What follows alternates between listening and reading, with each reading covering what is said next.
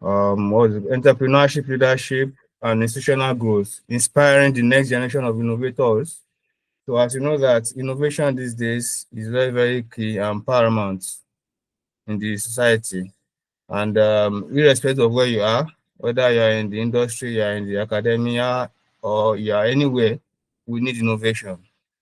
And considering this, we have our revered speaker, our great scholar, our erudite speaker, scholar. In fact, the citation he gave us is not enough to quantify him, but I just have to accept it because of time.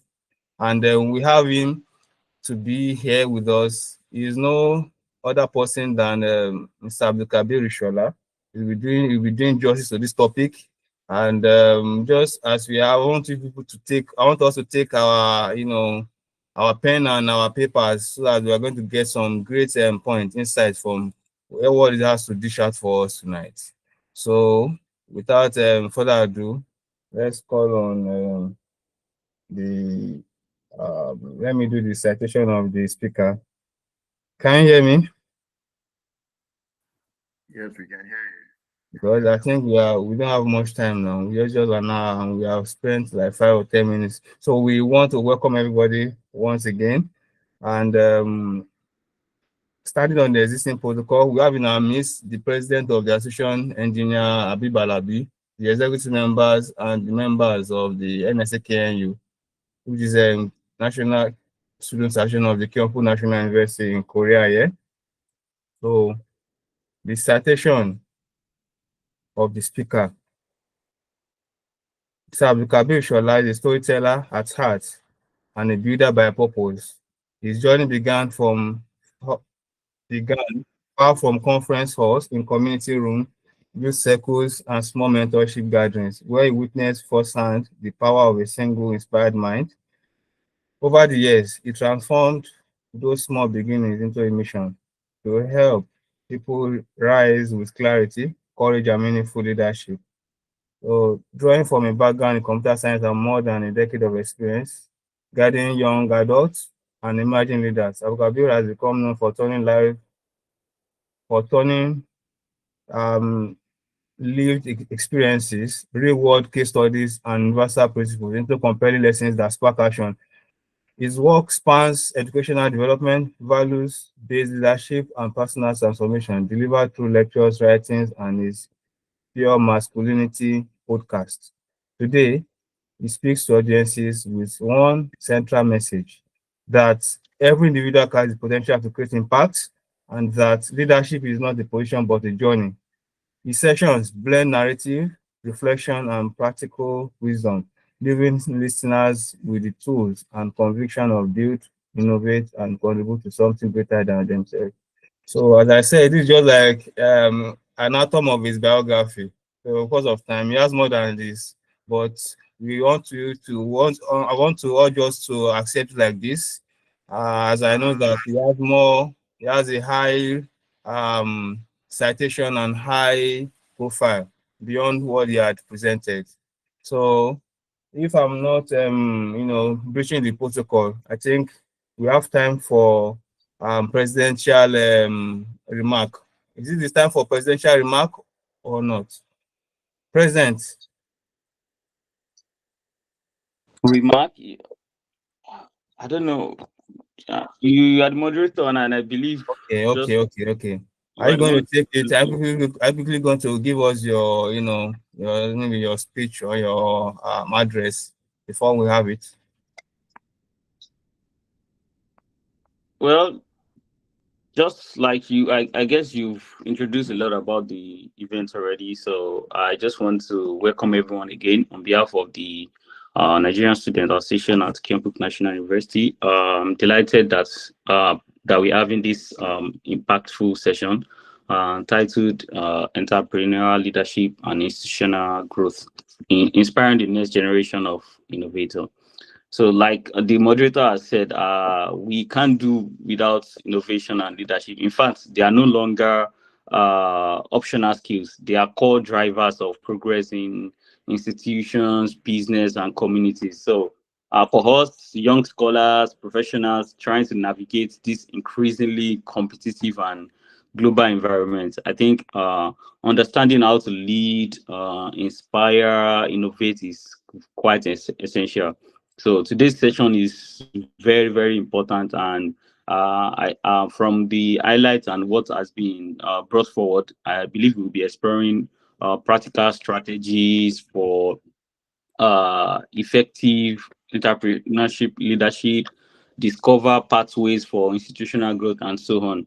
So I want to thank the committee for bringing in Mr. Inshallah Abdul, who I believe has brought a lot of expertise in leadership, operation, innovation that will provide us with valuable insights to strengthen our personal and professional journey. So I would like to appreciate everyone for coming today, for joining us, and I want to encourage us to participate actively and make most of this learning opportunity. So once again, you're all welcome, and I wish us all a productive and inspiring session.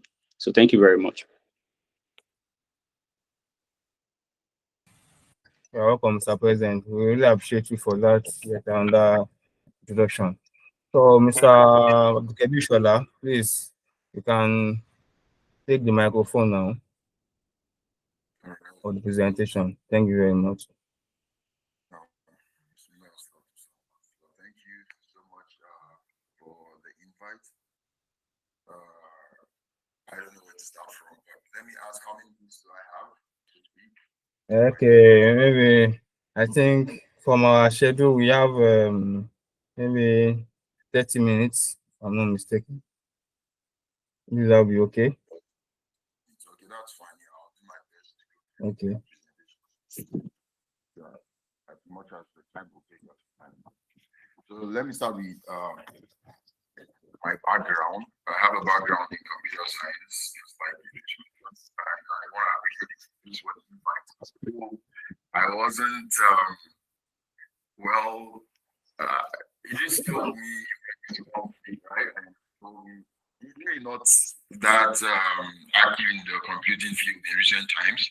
And he asked me what I was doing. I told him I'm currently an entrepreneur. So he wanted us to do this. And in fact, I think we just had planned this just within 7 days. Yeah. And honestly. honest with you, even the slides I just completed 4 hours ago. So, but the passion Idris had was on something that really was intriguing for me because Idris just wanted me to show up. He kept on encouraging me. I told him, I gave him an excuse. I said, the time frame is not really conducive for me. I just finished praying for you.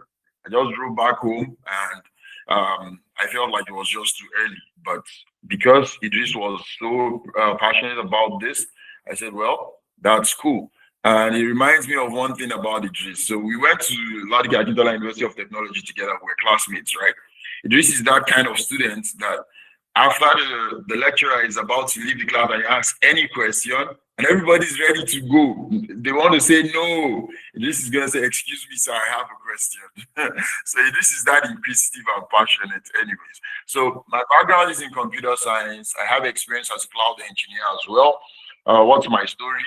I've always had this dream of working for big tech companies, right? And but alhamdulillah, I got good grades in school. I got the opportunity to work in some of the big tech companies. I've worked at Amazon.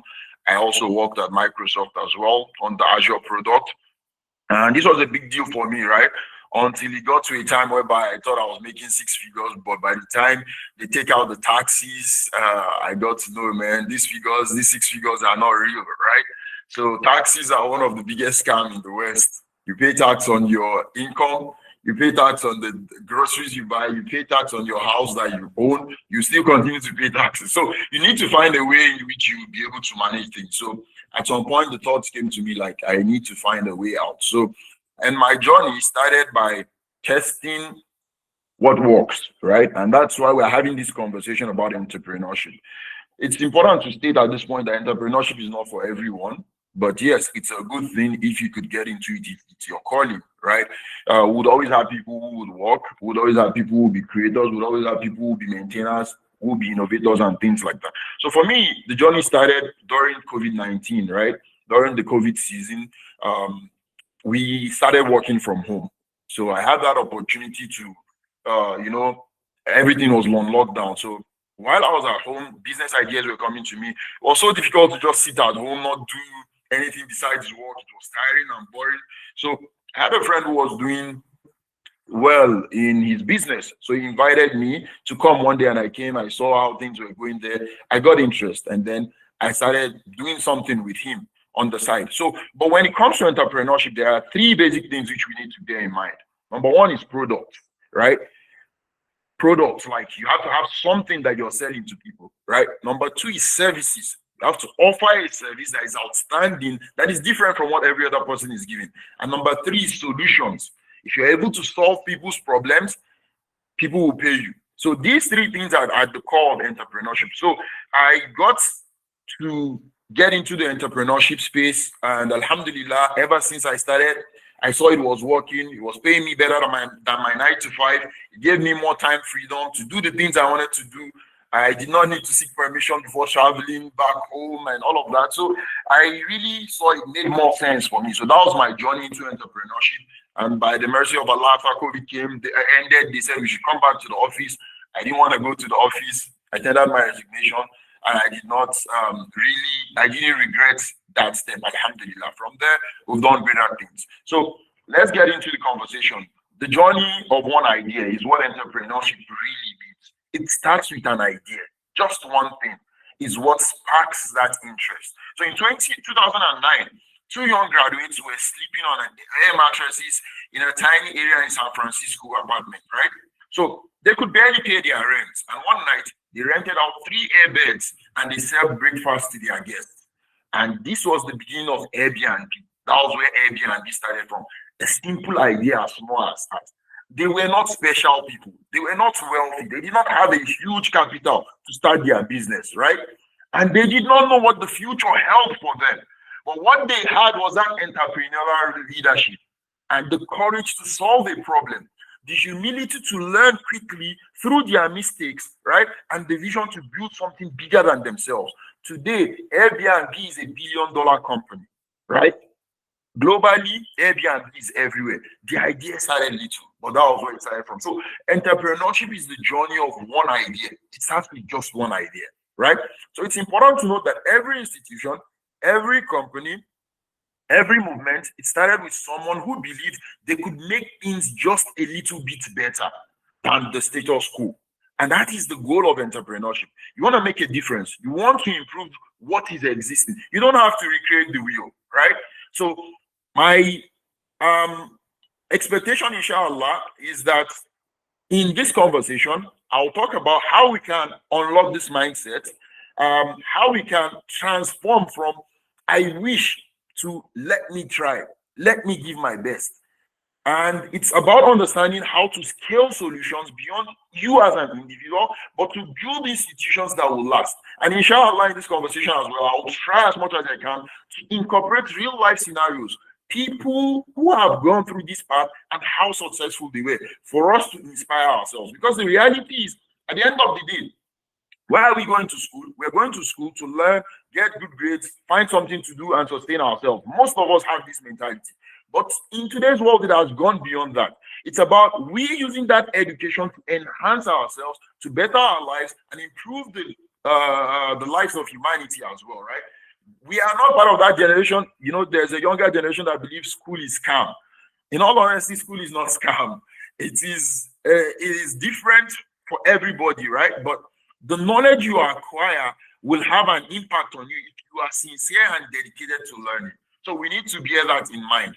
So having said that, I would like to ask at this point, what is entrepreneurial leadership? I want to get your understanding of what you understand by entrepreneurial leadership. And I would like to take participation from the audience, inshallah. If anybody has something to say, please raise your hands or feel free to unmute yourself and tell us, what's your understanding of entrepreneurial leadership?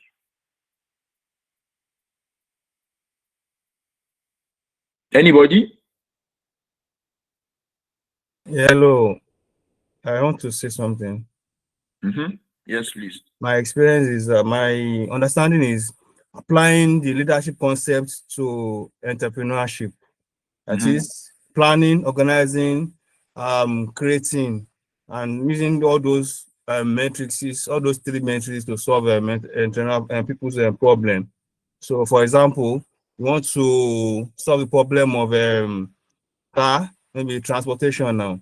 So, how do you plan for getting a bus that can convey people from one point to another? So, that's one of entrepreneurial leadership. Then you should also be able to say, okay, maybe you have that.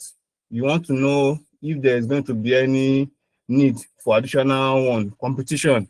You can also be competitive in that regard too. So, but basically, just trying to apply the concept of leadership to solving people's problem. So that's my own basic Awesome. understanding of that. Thank you. That's a beautiful one. I appreciate that. The fact that you included problem solving, I agree with you. Yes, anybody else? Okay.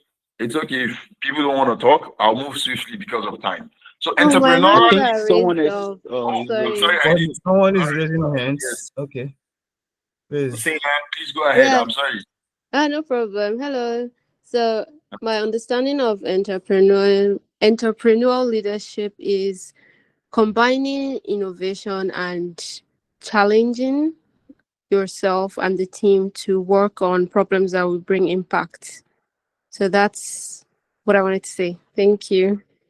You're welcome. Appreciate that. Thank you so much. And that's balanced. We got one from a guy and one from a female. That's beautiful. So this is what I put together for entrepreneurial leadership. It is the courage to start, the clarity to solve, and the consistency to sustain. Those three things are very important. The courage to start, the clarity to solve, and the consistency to sustain, right?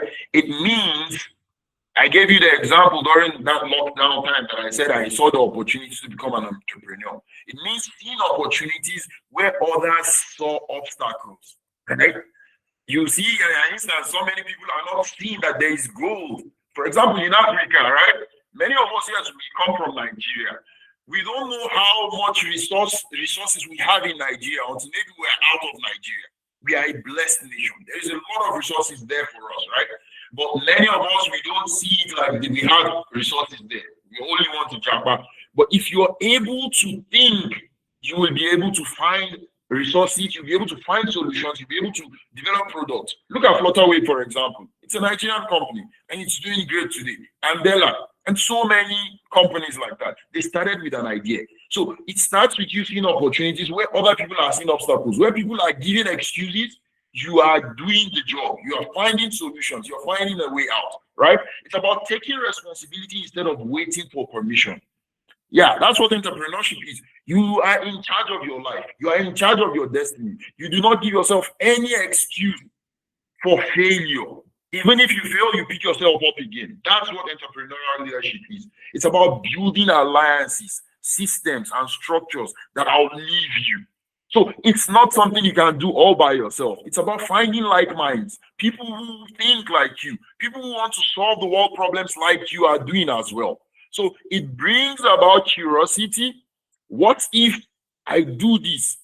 It means there is going to be opportunities for me. And what if I fail? It means I'm going to learn and try again. We all know the story of Thomas Edison, right? That he invented the light bulb at the 1000th trial. That was when he was successful. So you have to be curious. You have to have that initiative to try, to give in your best, to put your best foot forward, to continue to find a way out until you find a solution, right? And then resilience as well. Even when you fail, you will try again. You will figure it out. You give your best, right? This is what entrepreneurial leadership is. So I'll share with you a mini story about M-Pesa. Some of us might not be very familiar with M-Pesa, but it's a solution that was developed in Kenya around 2007. You know, in the early 2000s, mobile devices became very popular across Africa, right? And there was this problem whereby rural people did not have access to banks. It was difficult for them to open accounts or indulge in transactions and things like that. So at that point, there is this Safaricom. It's one of the biggest telecom companies in Kenya. So they came up with this idea of M-Pesa, trying to use it as a means for people to pay back their loans. And then they saw a lot of people got enrolled into the program. And through that, they saw the opportunity that they can create an e-banking system or a mobile banking system. And this was how that solution was born out of necessity. It solved a real problem such that millions of people were able to get enrolled into the banking system. And today, M-Pesa has over 30 million users. And that solution has transformed the country's financial ecosystem in Kenya today. So the lesson is that institutions grow when leaders solve real local problems with scalable models. So when you solve real life problems and you see that this problem is bringing solution to people, then you can scale it. Look at Uber, for example, another good example. Uber started as a small company in one country. And when they saw they were successful, what did they do? They scaled. They replicated it in other countries, such that anywhere you go in the world today, there's rarely a country where you would not find Uber. So now I would like to ask you guys as well, the innovation gap. What is stopping young entrepreneurs today from getting into entrepreneurship? Share with me your ideas, please. Let's take that quickly. If you want to share, if you would like to contribute, please raise your hands or unmute yourself and share, inshallah. What is stopping young entrepreneurs from getting into entrepreneurship today? Let's hear.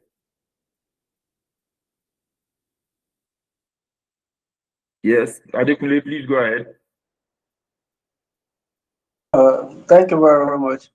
Well, I think there are two major things that are stopping young entrepreneurs or startups, so to say, to become a big entrepreneur. One of it is capital, because to me, capital does not really mean the amount you invest with the intention of getting something back at the end of the day. Amount you invest as a startup and plus the amount that you will waste while training to be a master in handling the capital is part of what is stopping young entrepreneur or intending entrepreneur to become real entrepreneur. Maybe I should put it that way. Okay. Then the second thing that I think is stopping the young entrepreneur is ability to scale appropriately. Many of us are having one or two things that we're doing over the years. It's not that the ideas are not thriving, but ability to scale it to a larger public it has been some of the hindrances that we're having as a young entrepreneur. I think that's just what I want to contribute to it. Thank you very much. All right, awesome. Thank you so much for your contribution. That's fair. That's a good one. Anybody else? All right, owing to time, I'll move forward. I didn't see anybody's hands up. So let me share with you what I think are the common obstacles. And I just identified 3 of them, right? Number 1 is overthinking and perfectionism. So many of us, we think about entrepreneurship too much. We overthink it. We plan and plan and plan, but we do not take action. We think, oh, what if not, right? So that is there. We think about the problem more than the solution we want to implement. That's number 1. No, Number Kemi, sorry, somebody answered on the chat. He said risk impact. Maybe we should allow him to buttress on that. Well, that's correct as well. It's similar to what Adekunle was saying as well, and I'll touch on that a little bit in the conversation on how we can mitigate that, inshallah. Okay. So thank you for that. Number 2 is lack of supportive environment. Yes, so many of us from Nigeria, we know it's not so easy to raise capital for startups, or to sometimes even share your idea with people and they'll tell you, you're crazy. What are you talking about? That's not possible, right? So many times we do not have a supportive environment. It's part of the obstacles. And the third one, which I identified, is the fear of failure. Many times we fear that we might fail. And that fear of failure is what does not help us to take the first step, right? If you look at a child, a baby, a toddler, while they are growing up, when they take their first step, they fall. They are scared. They don't want to take that step. But what happens? They keep on moving. They keep on putting the efforts. And that is how they were able to walk or run, right? So if you don't take that step, you will not make any difference. You will not move. You will not solve the problem, right? So it's unfortunate that some of us, we have 5 years business plan written in our books, right? But these are ideas that we have never started. We have not done anything about it. So it will only continue to be a dream if you don't work on it. Okay. So now let's look at 5-step framework for becoming entrepreneurial leaders. I outlined 5 steps framework for us to become entrepreneurial leaders. Number 1 is you have to start with a real problem. You have to start with a real problem. Yeah, you have to identify the pain point. What is going on? What is working well? What is not working, right? Every big innovation is simply a solution to a stubborn problem, right? So you need to ask yourself, what problem frustrates you in your university, in your locality, in your city, in your country, in your field of study? Most of you are postgraduate students. Awesome. And I really salute your enthusiasm and your courage to go that route, right? But are you solving problems in that field? Today, we have so many postgraduate degrees holders, but they're not solving problems in Nigeria. You should be a difference maker. You should be that person that is going into that field to solve the problem and create a solution that will be impactful to the world. So if you had 50% courage, what would you create? That's another question which you need to ask yourself. Sometimes this thing is just about the courage. Thinking about it and thinking, yes, I can do this. I can start this, right? And I'll share with you the story of the founders of Duolingo. They were thinking about just democratizing education. And that's how they started, by solving the problem of learning multiple languages, because they felt like it's going to be difficult for people to learn different languages. It's expensive, right? But today, Duolingo is a free app that has over 500 million users across the globe. They solved that problem, right? So it starts with you identifying a problem and taking your time to craft out a solution that will fix that problem. That's step one. Step two is to build small. You test fast and you learn quickly, right? And this is the entrepreneurial the entrepreneurial leadership muscle that you need to harness. So you can build prototypes. You try your imperfect versions. You get feedback from a small user base, and then you iterate the process. And this is the example I wanted to share with you earlier, like for the person who raised the point of risk assessments or risk factors, right? Look at the story of Dropbox. Many of us know Dropbox. It's one of the leading cloud document sharing platforms in that field, right? When Dropbox started as an idea, they did not create the product immediately. They launched with a video demo, and then they tried to get feedback from people if they would be interested in this through a sign-up sheet, right? A sign-up form. Guess what? The sign-up form exploded. It means there was a high demand for it. So they knew that there was a market for it. They did not build the product first and then waste their money. So they got the feedback that people will buy this solution. Then they developed the solution and gave it to them. The same way too, sometimes you might have to test waters by seeing who are those interested or who are those that will benefit from this niche. And then if you get feedback from them, then you go ahead and start doing something as well. So that way you reduce your risk. So that's step number two.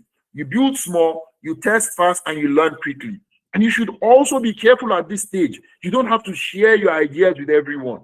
This is an incubation stage. Some of us, we are just working on something, we put it on social media. We are in this age of social media. We want to tell everybody everything. By the end of the day, it wasn't successful. Nothing comes out of it, right? So you need to start small, test fast, learn through the process as well. Step three is to influence others, because you can't build alone. Entrepreneurial leaders, they don't just build products. They build the people who build the product. That's the truth, right? So because innovation is about teamwork, vision, and talent. So you as an entrepreneurial leader, you have to have authentic communication. I'm currently on a project with someone. That person did her PhD project, and she saw that she can build a mobile app through this project, right? And it's something that had to do with wellness.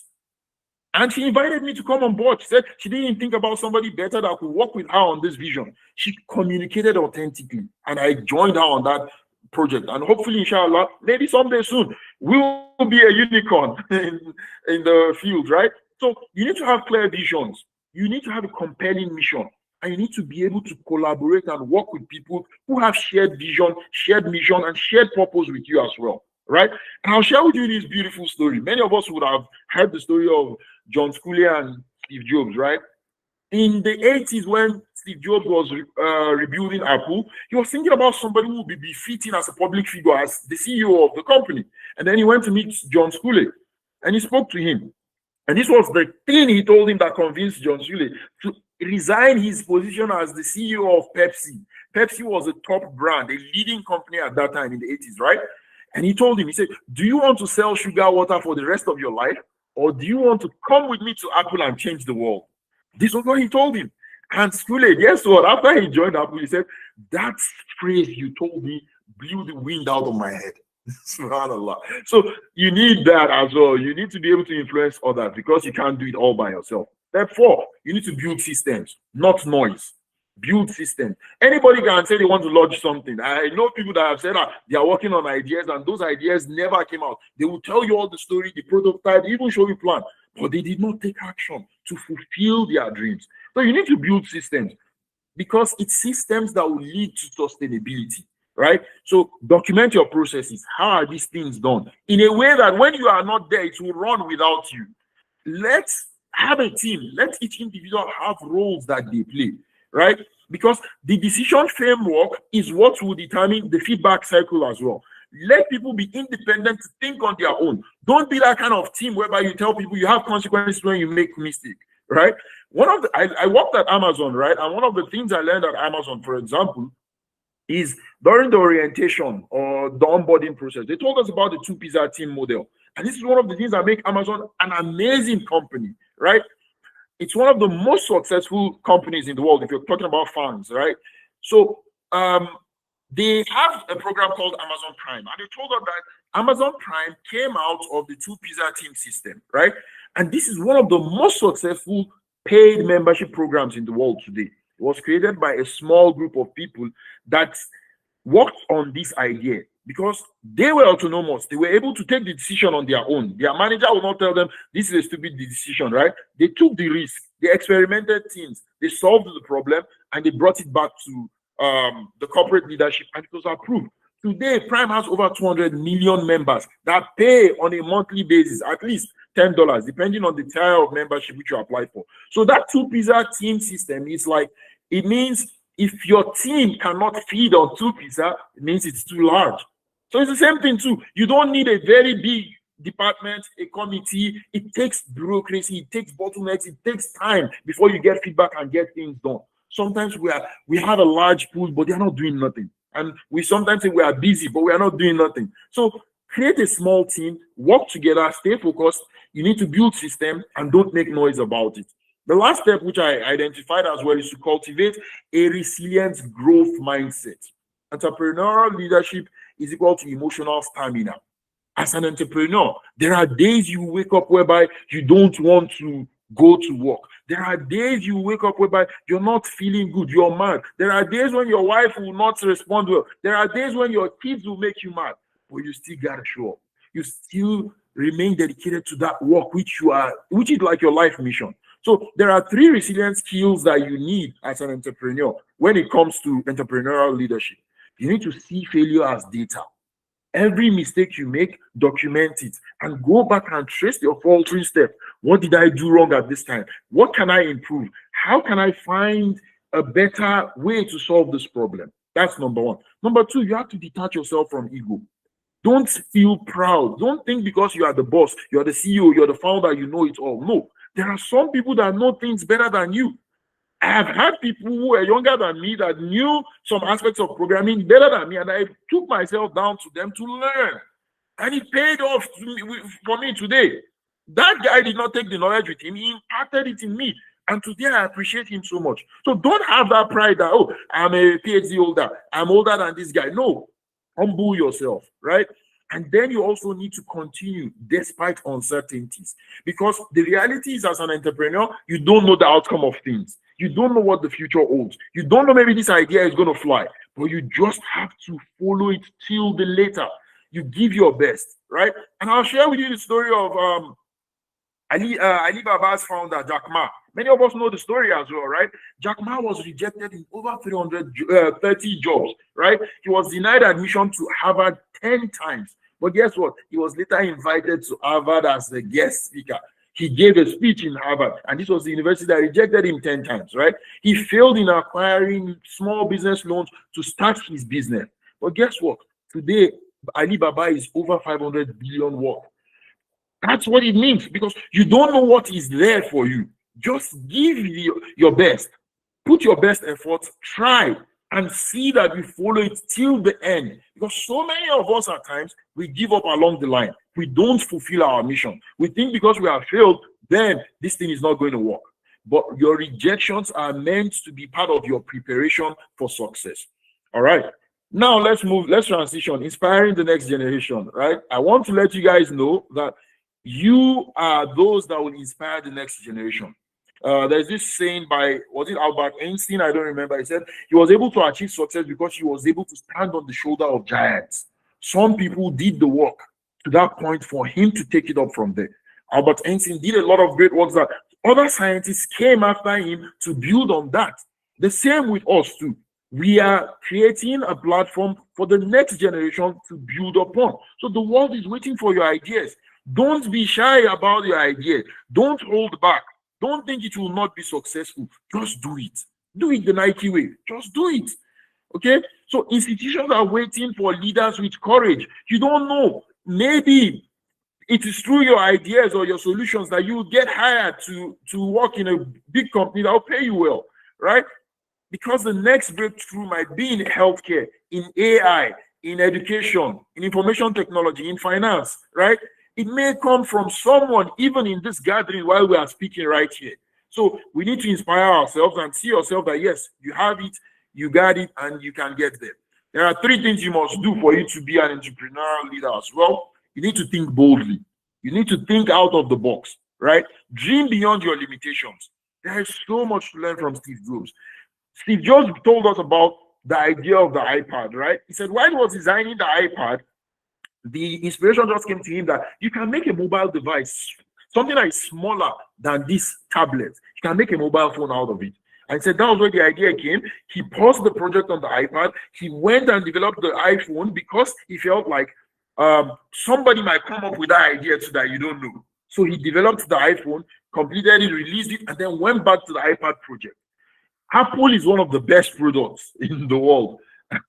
I'm sorry, I'm not trying to bugger the Android users, but Apple makes a lot of sense. The simplicity, the connectivity, everything, how it seamlessly works. From their MacBook to their iPhone to the iPad, everything looks so beautiful. So Steve Jobs was thinking boldly, and he created that idea and set it as a legacy that Apple did not break that bounds that Steve Jobs had left. It's more than 10 years since Steve Jobs passed away, or maybe almost 10 years, right?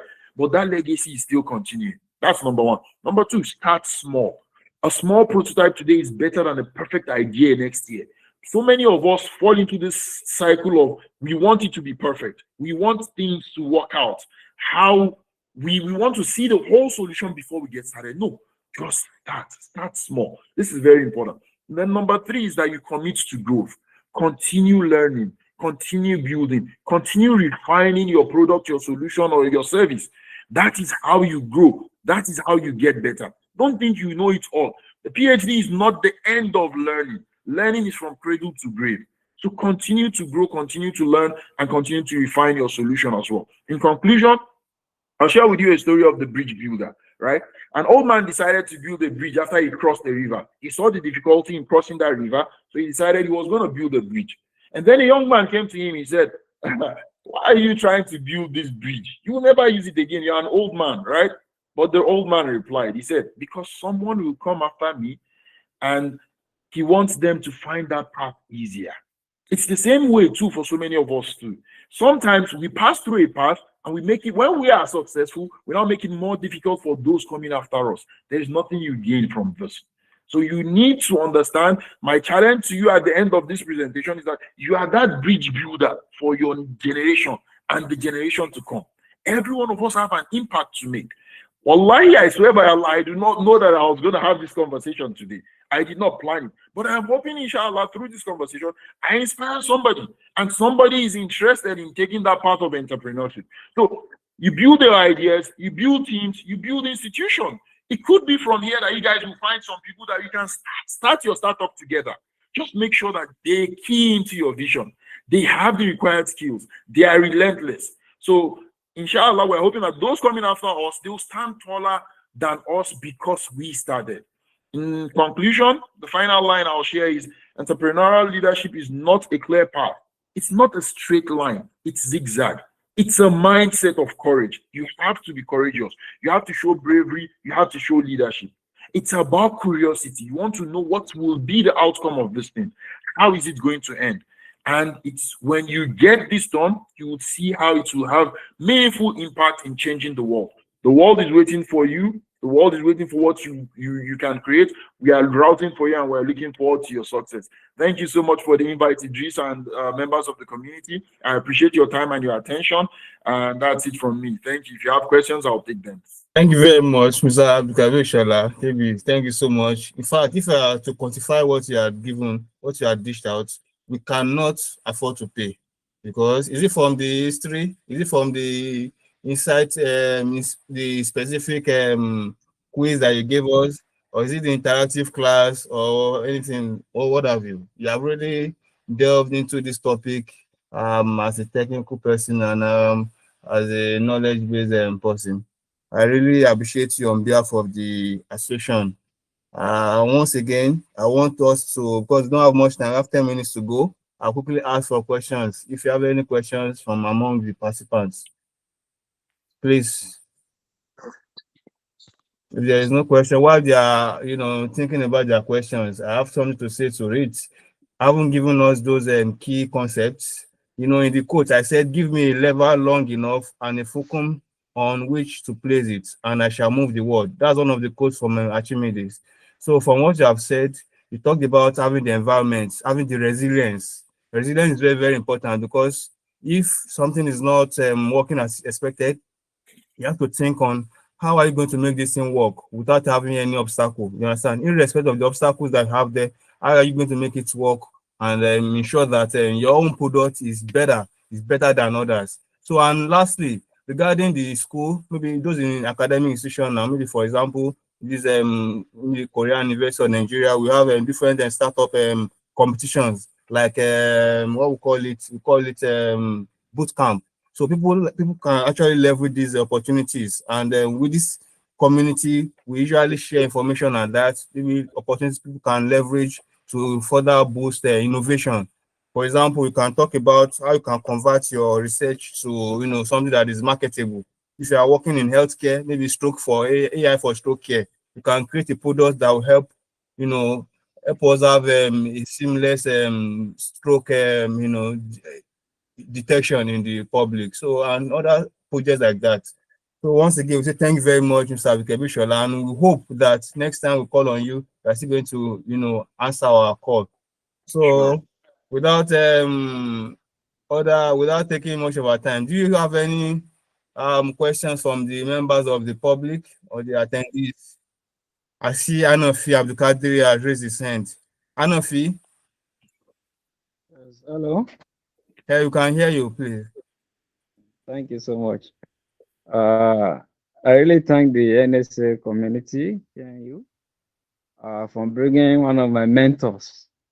We met during NYS at Abia State, and was able to impact me so much that I still remember him till today. Even some of my books that I've written before, he's one of my reviewers. So I really thank you for this great reunion. But the question to ask, maybe we talk later. So Imam is also an Imam anyway. So that what has really No, ask the question now so that everybody can, yes, sir, please. That's why we are yeah, here, please. yeah. The question that I want to ask is, maybe you have a very meaningful solution. You have already designed, you have maybe documented maybe the skill and everything on how to go about the problem. And maybe when it comes to the issue of capital, as you earlier mentioned, and you felt like maybe discussing this thing with maybe somebody like Dangote or somebody that is very rich. So how do you protect that intellectual maybe solution that you have gathered, such that maybe during when you are pitching the idea, somebody will not just hijack it from you? So I think that is very, very important, because we have seen instances whereby some people theft. I think that is intellectual theft or something like that. Yeah. Thank you, sir. Yeah. All right. Thank you so much, Mike Abdul Qadir. And it's nice to see you face again. Starting from the area of Intellectual property. This happens in tech, startups and the likes. I think my voice is echoing. If maybe someone not speaking can mute, maybe that would help. So this happens for sure when you're you have to sign an agreement.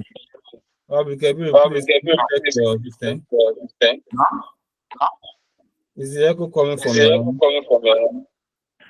I don't know. I'm hearing the echo, but that's why I said anybody that is not speaking, that would help. Okay, I think it's better now. Yeah. So, like I said, yeah, you need to sign an agreement, and you need to just trust, believe in yourself.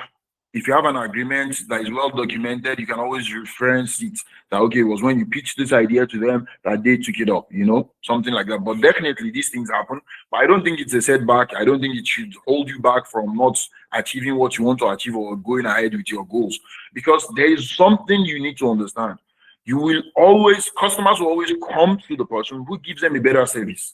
And I'll give you an example. I've tried different things. I sold on Amazon. Amazon is one of the largest platforms to sell things, right? And one of the things that I do, maybe if I want to sell something, is I go to something similar that I am trying to sell, and then I look at the reviews. From the reviews, I see what people say. Oh, maybe the cup doesn't have a good handle, and then I improve on that in my own product that I am building, something like that. So when you're solving a problem, you would always have a better solution. And people would always come to you more. If it's service that you're offering, the way you treat your customers will make them to always want to come back as well. If it's a solution, make sure it's solving the problem. People would always want to come to you and patronize you. So the key thing is it depends on how you handle yourself and your solution or your product, right? So don't be scared about the fact that somebody might steal your intellectual property. Another thing you could also do in that realm is to see that you patent it as well. That would help you in addition to that. And then for funding, there are organizations that give seed fundings or they support startups and things like that. In fact, there's this good brother, Idris Ayobello, that runs Entrepreneurial. He funds many of these ideas. He invested in Andela, he invested in Flutterwheel. Those are some of his unicorn companies. I know so many companies are invested in and they are successful today. So I also know of Harvest. Harvest is more like even for Muslims. So if maybe what you're looking for is maybe something that is more ethical, you could look up Harvest. They are online. They can fund your business and such that you guys have a profit sharing ratio and something like that. So it depends on what you want to do. And hopefully, maybe if you are more specific, we can connect. Maybe I can give you more ideas. But that's what I thought about for now as a response to your question. No. Mr. Kabir, once again, we have different experiences. So based on that, we have spent almost 57 minutes now. We have just 3 minutes to go. So please, if you don't mind, let's take the next agenda, this next point on the agenda, which will be the closing remark from Dr. Anis. Dr. Anis, are you there? Yes. However, please, if you have any other question, we could share the contact of our speaker so people can connect from there. Do you waive your rights to do that, Mr. Abukabir? That's fine. People can connect with me on LinkedIn. Okay, then we'll share. Okay, we then share. So, Dr. Anis, please take the baton now. Okay, thank you, Mr. Moderator, for giving me the opportunity. Firstly, I would like to appreciate the speaker for tonight in person of Mr. Abdul Kabir. I also have some few things to say because I know maybe my name might sound somewhat familiar in his ear. So he has been one of our mentor, let me say Colgate mentor while I was at Federal Government College of Gumosha then. I think it's almost about 20 decades now while I was at FGC of Gumosha. Then he was in Lautech. So he normally come through the MSSN to educate us about so many personal things spiritually and some other things. So it's been a very long time I know him. So when I saw the post about him coming for today's event, I was like, oh, that's very great. And on behalf of the Association of Nigerian Student Association, Queen's National University, we'd like to appreciate your effort for adding to our knowledge this night. Many of us were researchers, and also I believe many of us also have this entrepreneurial spirit, but due to some challenges which you've highlighted during your presentation, I believe we've all picked some important points on how to navigate through our fears. So I believe many of us have fears, many of us have the courage, but we have some challenges on how to navigate, on how to start. So I believe you've shared so many important tips on how to be a great entrepreneur, maybe now or in the nearest future. And we sincerely appreciate all the points you've said. If I'm to draw a summary on everything you've said, we spend much more time, but thank you so much for today's presentation. And I believe we will all be in contact and in communication with you for further consultation as you've made it open to us. So thank you very much on behalf of the association. Also, I also like to appreciate the executive member of the NSA Queen's National University for coming up with this event in conjunction with the knowledge sharing committee of the association, led by Brother Idris. Thank you very much for bringing an erudite entrepreneur and also erudite scholar tonight for educating us about entrepreneurial spirit. So we also need that, let me say, the entrepreneurial spirit to mostly convert some of the knowledge some of us have actually acquired over the years into a sellable ideas that we can make money. And some of us who have long-term goals of deviating from academics line to maybe being a great entrepreneur in the world. So I believe this will really help us go a longer way. So thank you very much for that, the chairman. And also I would like to also appreciate all the attendees for today's event, because without you guys, this section will just be the speaker and the committee talking to themselves. So thank you very much to all the attendees for today's section for being a great part of today's section. We sincerely appreciate your presence and also your contribution and commitment to the progress of this association. So I hope this will not be the last time we continue to see our faces again. Thank you very much, and have a wonderful night from South Korea. And also, I believe our brother is in the United States. So thank you very much, and have a good morning from your own head. Thank you so very much, sir. Thank you so much. Thank you very much, Kabir. Thank you, Dr. Anis. So on this note, we could draw the curtain of today's session. Thank you very much, Kabir, for joining us. This will be the last. So also we have one of us in Texas there. Maybe you join him. Maybe you are going to work with him. One of our seniors there in Korea, he went to Texas. Maybe you join him. The good person to Dr. Olabi. So we wish you a very great session and wish you a very great day. And bye for now. Kamsamida. Thank you. All right, bye. Okay.